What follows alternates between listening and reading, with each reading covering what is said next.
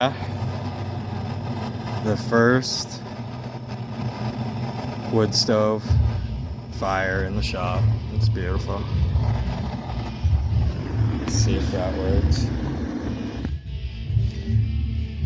Little ZZ top going.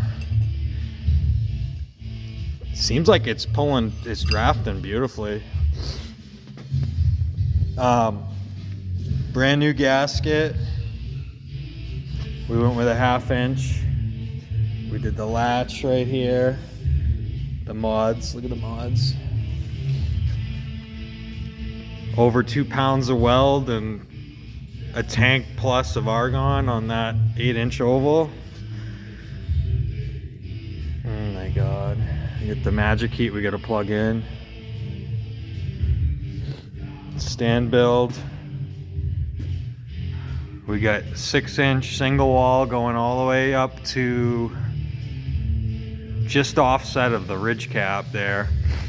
And I almost feel like I need to go look at the chimney. Make sure. Yeah, go check. Make sure we're not catching this thing on fire. But yeah, so we got the stand build too. Raises it up. Really nice feeding level. It already feels warmer in here. But yeah, I made a little bracket there with a hose clamp. Drilled this out. We got a 6-inch damper here I put in. And up top, we got the HST Class A double wall stainless, their mounting clamp. And I framed all that out, had to cut the roof rafters. There's no way around it to get to, you need 2 inches of clearance on the Class A double wall. Yeah, so that's what we did. Let me see if I can zoom in a little bit. We had leftover from another stove, this metal here, ceiling box, which you don't need it because we don't have a ceiling, but I lined that whole thing with metal and then sprayed the great stuff fire stop foam all the way around it. How's it look? There is smoke coming out. I think it's hard to see. It's early, yeah. Yeah, it's still building here. We're gonna clean up in here, but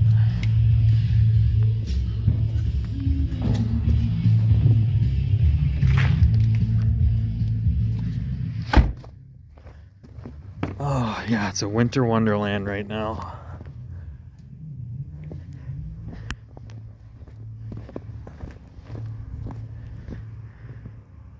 There's the stack right there. It's leaning a little bit, but it was keeping me alive, so we'll live with that. That's fine. But yeah, so anyways, up top we did show you guys what we did. I didn't get any pictures either. I was trying to get her done. So, but basically had the Jeep over here, had to get over the roof with a safety line. So tried freaking throwing everything, casted a plumb bob into the tree, and the salt water rod with the braid with a small weight is what. And we tried it a couple times and it kept cutting right in the edge of the freaking roof, which is a little sketch because it's like, you know, that line's holding you on. But anyway, so finally casted the weight over with the braid, got it over, and ran the Jeep winch line all the way out till it got to the red section of the line, and then put a 30-footer hunting lifeline, and then connected it to the winch line,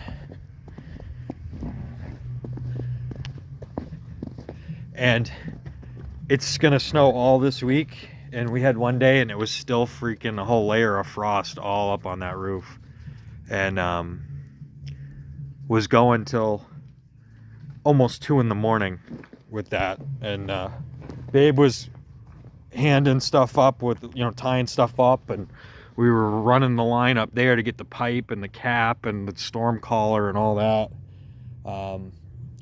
up top. So yeah, it was cold and it was sketchy. So we didn't die though. We did the little giant. But yeah, basically too, we did the flexible style, screw every inch, and I did the 2000 degree stove cement right where the metal roof meets the chimney. Cranked that in there, and then I did this Henry stuff, which hopefully this works good, but this is designed for flashing, sealant, waterproof type deal.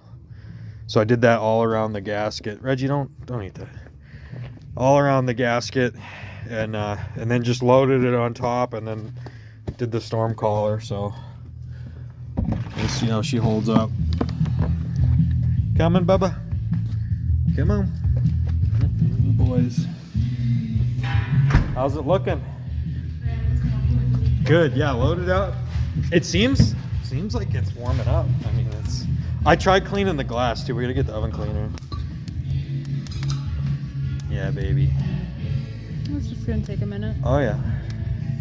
No. I know you know better. But yeah, that's the stove right there. Glad it's in now. What do you think, Billy?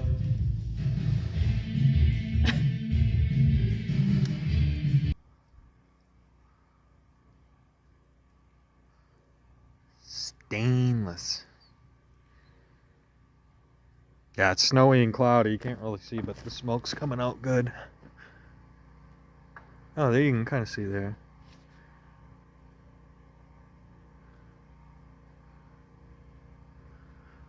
Yeah, there's a plumb bob in one of those trees over there.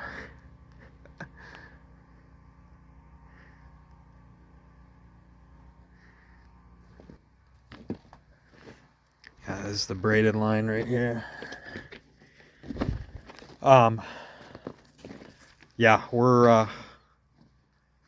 I stacked some of this here, just doing T-posts. Of course it snowed. It's just been a million things, but I do want to do some metal roofing covering that and keep the shit dry. So, but yeah, we're getting there. Drinking a Johnny Utah. A little coloration now on the Magic Heat. No, she's like been trying to dry out that wood. But she's going great now. The Vermont castings before it, old school Vermont, you know, before mag bands and wokeness. But no, it's like nice in here. I'm trying to clean up a little bit, but yeah, it's running great now. Takes a little bit to get going, but it's like nice in here now. So another thing we did, that's the thing, is this is the only insulation in this whole shop here. It's this one little section behind the stove, but we did double layer cement board. We've got about 18 inches from here, and yeah, I think I might run the cement board up one more section here, insulate that. But yeah, no, it's running great. Even too, I mean, yeah, let's look at it from the side. So that bracket up top's adjustable, so I could play with the angle if I really wanted to.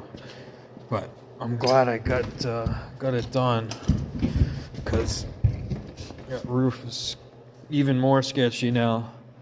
But yeah, I mean, check that out. Looks great.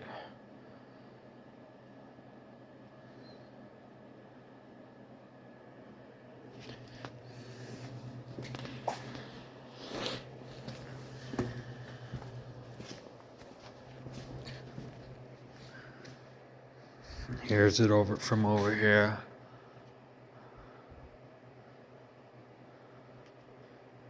But yeah, it's straight up, and the very top I had to jog to the right just a little bit, but yeah, I mean, I thought about going through the gable vent, but I didn't want to mess with it. It's more efficient going straight up, easier to clean, and even too, I mean, less stainless. Like I got it right up to the top. You know, I left a little bit of room because I didn't want to go. I wanted to leave some room, like go to the stainless before. But I'm glad I did the bracket on the inside because I put a second safety rope around that, and that was holding me, keeping me from dying. So that thing is solid. It's got a ton of screws. I framed it out, and yeah, but like the less stuff you have to do up on the roof, the better. And just having that, and that's the thing of the metal roof is like, it's not flat, so it's like makes more sense to put that bracket on the inside. And I'll have to show a picture in there, but I had the big ladder in here, and then ratchet strapped the hunting climbing sticks there, and I did the tree saddle outside and up there, so we wouldn't fall if something happened. But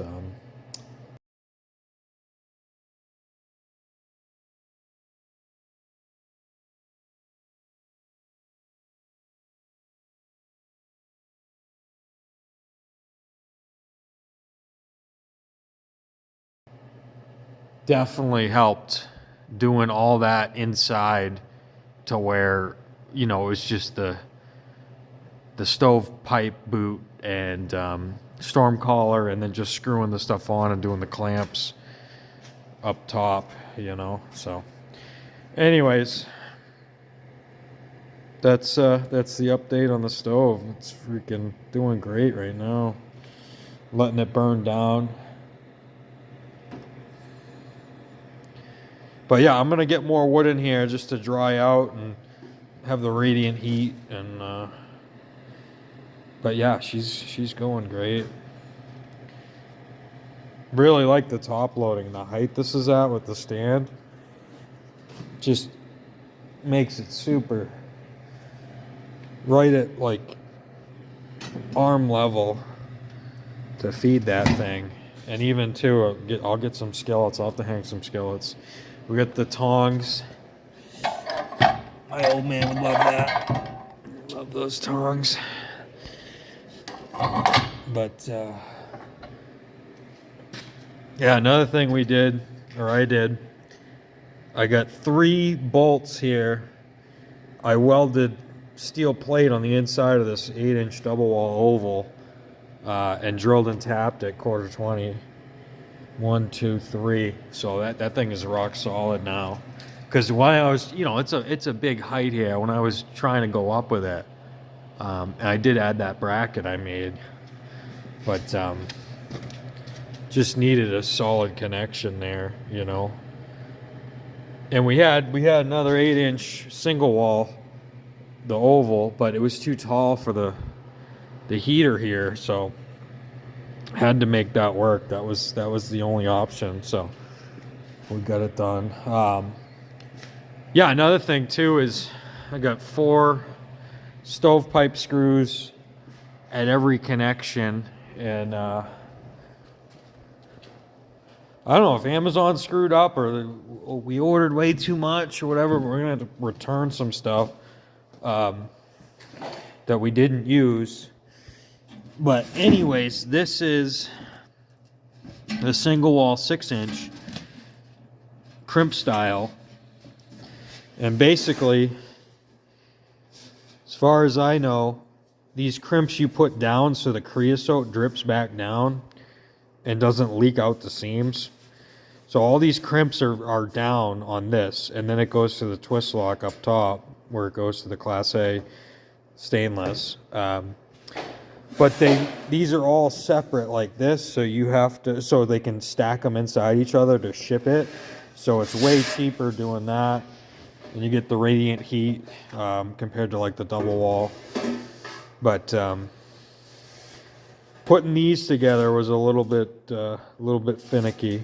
But the best way to do it is just get on the ground and kind of straddle it, put some cardboard down, and you have to push these two almost like in like that. You know what I mean? So you're gonna push down in the middle, like not just straight lined up, but in like that. If that makes any sense. Probably should have shown. There's enough videos on there, but I'm glad I watched a video on that because you read the reviews, people just can't do anything anymore, and yeah. So, anyways, yeah, we're gonna call that a wrap. So, shut this thing too. It said go 4 inches on this bad boy, or the knob's gonna melt. So, at least 4 inches out on that bad boy. But I'll have to eventually we'll have a plug in here and we'll have insulation someday. But honestly, like, just having the heat not freezing is great. All right, now that should shut it off. Why does it feel like it's still running?